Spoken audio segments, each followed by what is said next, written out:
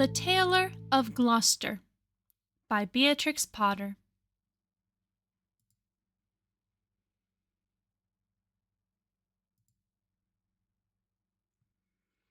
In the time of swords and periwigs, and full-skirted coats with flowered lappets, when gentlemen wore ruffles and gold-laced waistcoats of paduasoy and taffeta, there lived a tailor in Gloucester.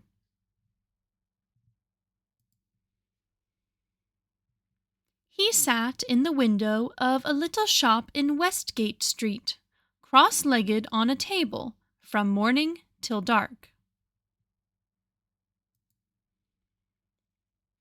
All day long, while the light lasted, he sewed and snippeted, piecing out his satin and pompadour and lute-string.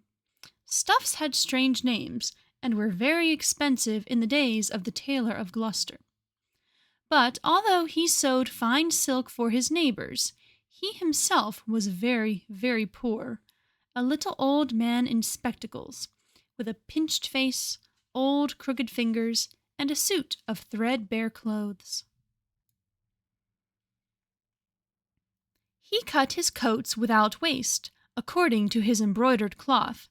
They were very small ends and snippets that lay about upon the table.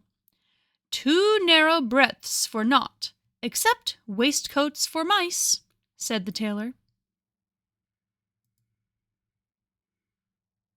One bitter cold day near Christmas time, the tailor began to make a coat of cherry-colored corded silk embroidered with pansies and roses, and a cream-colored satin waistcoat, trimmed with gauze and green worsted chenille, for the mayor of Gloucester. The tailor worked and worked, and he talked to himself. He measured the silk and turned it round and round, and trimmed it into shape with his shears. The table was all littered with cherry-colored snippets. No breadth at all, and cut on the cross. It is no breadth at all. Tippets for mice and ribbons for mobs. For mice, said the Tailor of Gloucester. When the snowflakes came down against the small leaded window panes and shut out the light, the tailor had done his day's work. All the silk and satin lay cut out upon the table.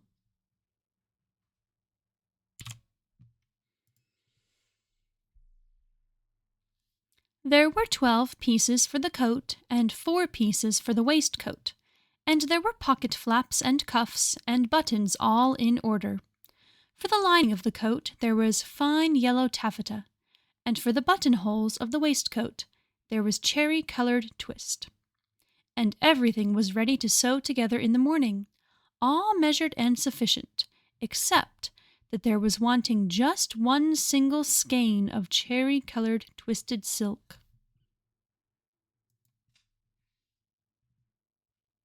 The tailor came out of his shop at dark, for he did not sleep there at nights. He fastened the window and locked the door, and took away the key. No one lived there at night but little brown mice, and they run in and out without any keys.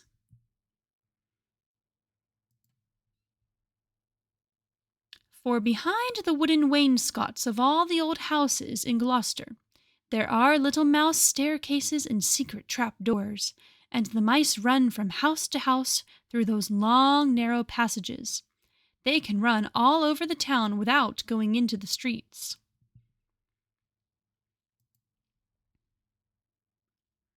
But the tailor came out of his shop and shuffled home through the snow. He lived quite near-by in College Court, next the doorway to College Green, and although it was not a big house, the tailor was so poor he only rented the kitchen. He lived alone with his cat. It was called Simpkin.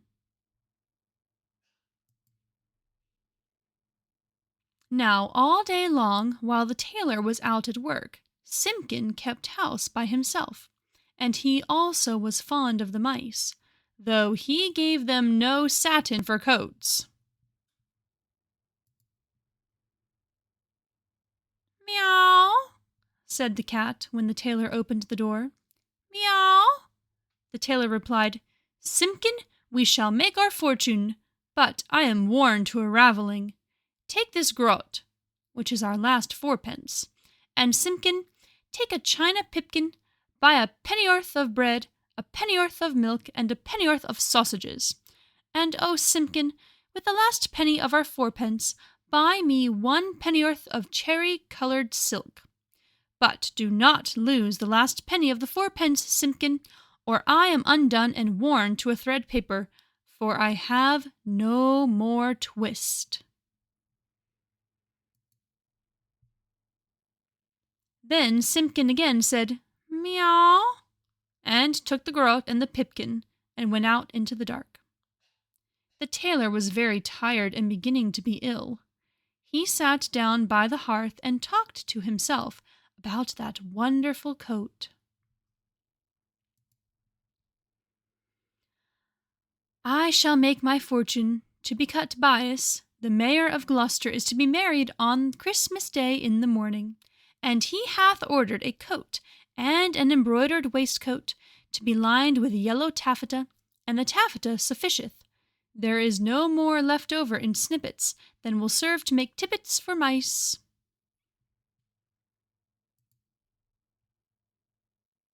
Then the tailor started, for suddenly, interrupting him, from the dresser at the other side of the kitchen came a number of little noises. Tip-tap, tip-tap, tip-tap, tip. Now what can that be? Said the Tailor of Gloucester, jumping up from his chair.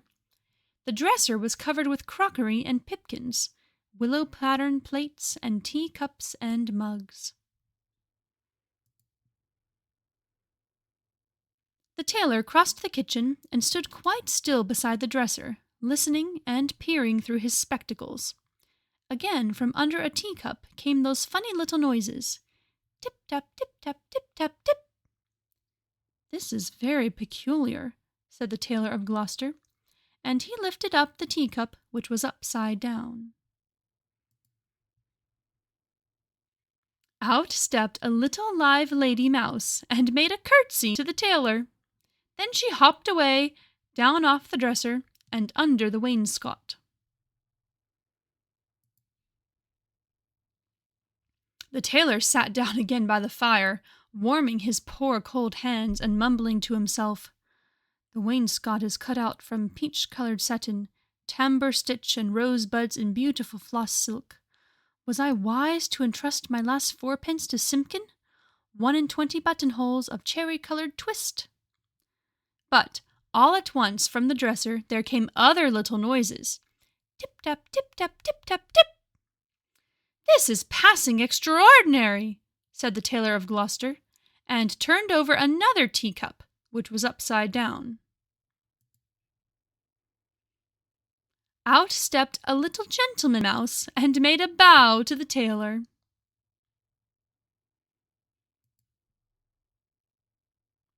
And then from all over the dresser came a chorus of little tappings, all sounding together and answering one another, like watch beetles in an old worm-eaten window shutter. Tip-tap, tip-tap, tip-tap, tip. And out from under teacups and from under bowls and basins stepped other and more little mice, who hopped away down off the dresser and under the wainscot.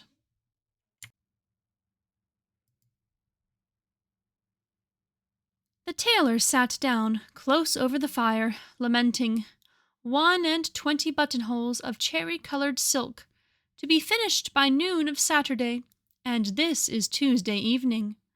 Was it right to let loose those mice, undoubtedly the property of Simpkin? Alack, I am undone, for I have no more twist. The little mice came out again, and listened to the tailor. They took notice of the pattern of that wonderful coat. They whispered to one another about the taffeta lining and about little mouse tippets.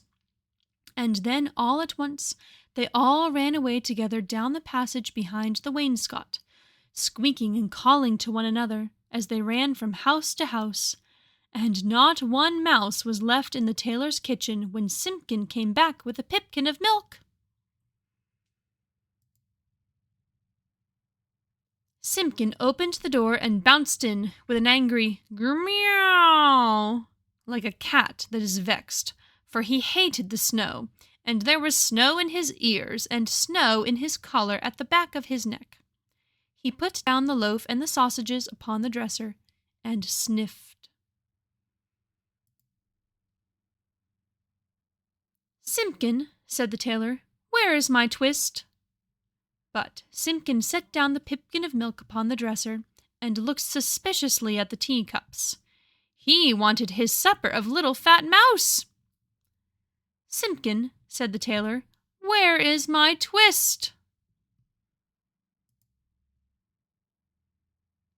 But Simpkin hid a little parcel privately in the teapot, and spit and growled at the tailor, and if Simpkin had been able to talk, he would have asked, "Where is my mouse?"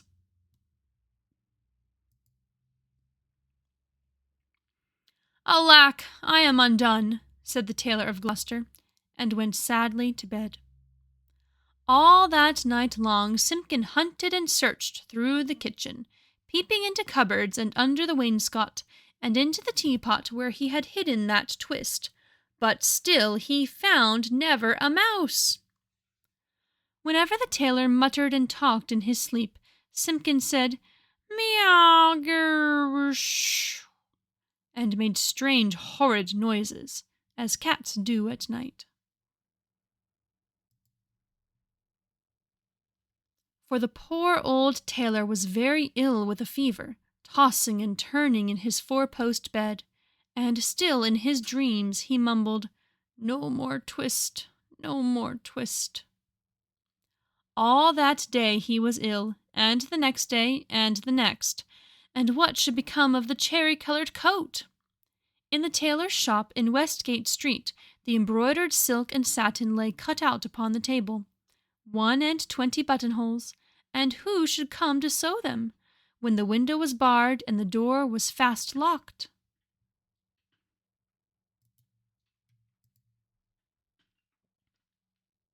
But that does not hinder the little brown mice.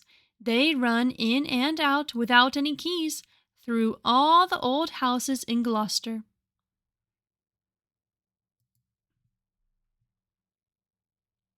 Out of doors, the market folks went trudging through the snow to buy their geese and turkeys, and to bake their Christmas pies. But there would be no Christmas dinner for Simpkin and the poor old Tailor of Gloucester. The tailor lay ill for 3 days and nights, and then it was Christmas Eve, and very late at night. The moon climbed up over the roofs and chimneys, and looked down over the gateway into College Court. There were no lights in the windows, nor any sound in the houses. All the city of Gloucester was fast asleep under the snow. And still Simpkin wanted his mice, and he mewed as he stood beside the four-post bed.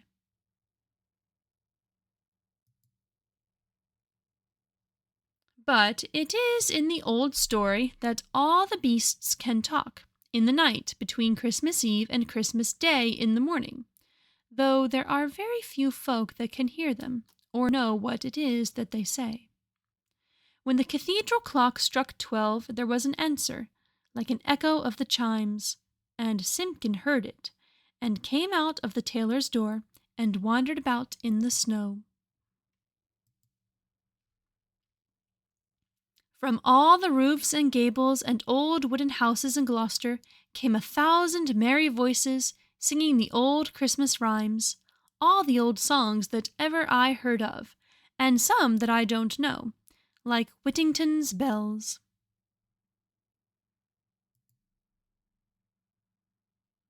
First and loudest the cocks cried out, "Dame, get up and bake your pies."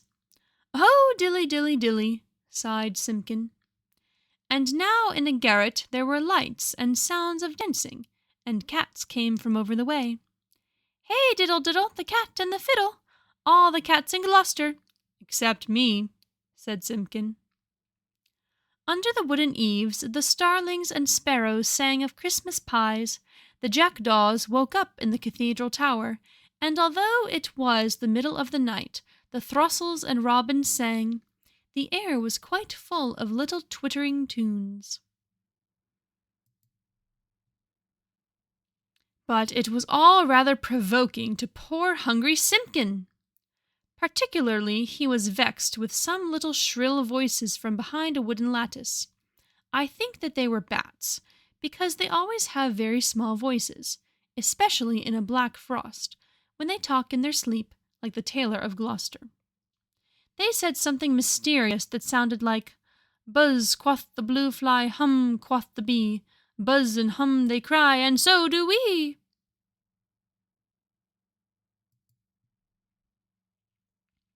And Simpkin went away shaking his ears, as if he had a bee in his bonnet.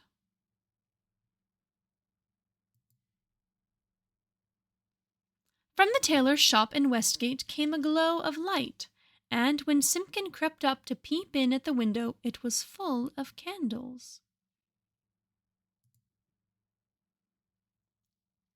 There was a snippeting of scissors and snappeting of thread, and little mouse voices sang loudly and gaily. 4 and 20 tailors went to catch a snail. The best man amongst them durst not touch her tail. She put out her horns like a little Kylo cow. Run, tailors, run, or she'll have you all e'en now. Then, without a pause, the little mouse voices went on again. Sieve my lady's oatmeal, grind my lady's flour, put it in a chestnut, let it stand an hour.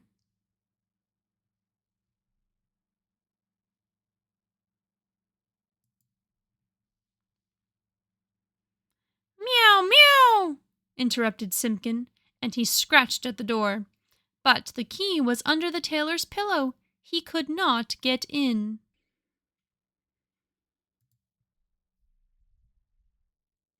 The little mice only laughed, and tried another tune.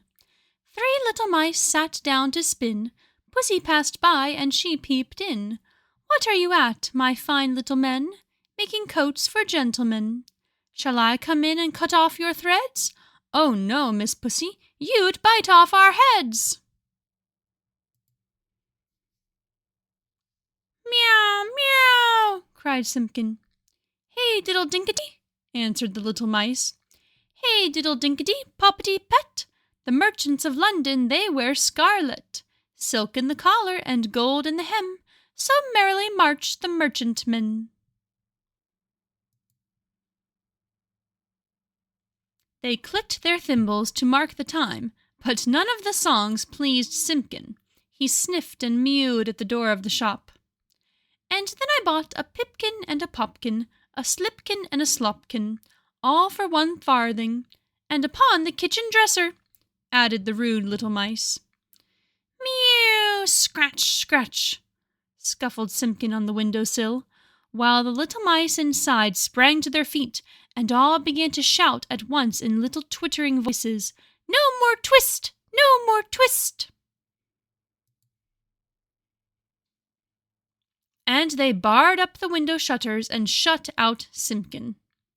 But still through the nicks in the shutters he could hear the click of the thimbles, and little mouse voices singing, No more twist! No more twist! Simpkin came away from the shop and went home, considering his mind. He found the poor old tailor without fever, sleeping peacefully. Then Simpkin went on tiptoe and took a little parcel of silk out of the teapot, and looked at it in the moonlight, and he felt quite ashamed of his badness compared with those good little mice.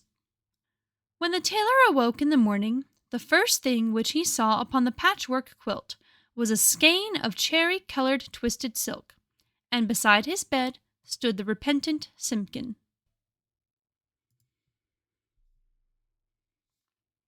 Alack, I am worn to a ravelling, said the Tailor of Gloucester, but I have my twist. The sun was shining on the snow when the tailor got up and dressed, and came out into the street with Simpkin running before him.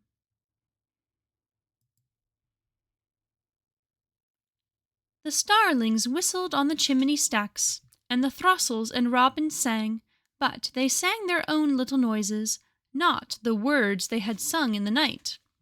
"Alack," said the tailor, "I have my twist, but no more strength nor time than will serve to make me one single buttonhole, for this is Christmas Day in the morning. The Mayor of Gloucester shall be married by noon, and where is his cherry-colored coat?"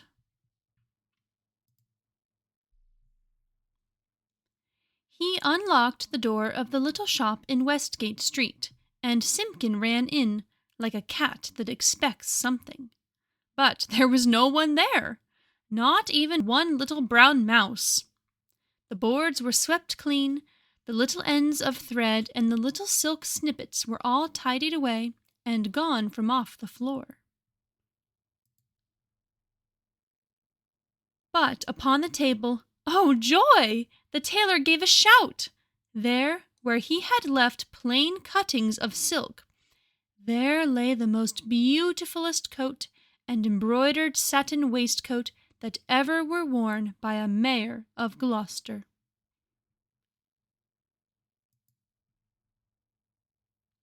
There were roses and pansies upon the facings of the coat, and the waistcoat was worked with poppies and cornflowers.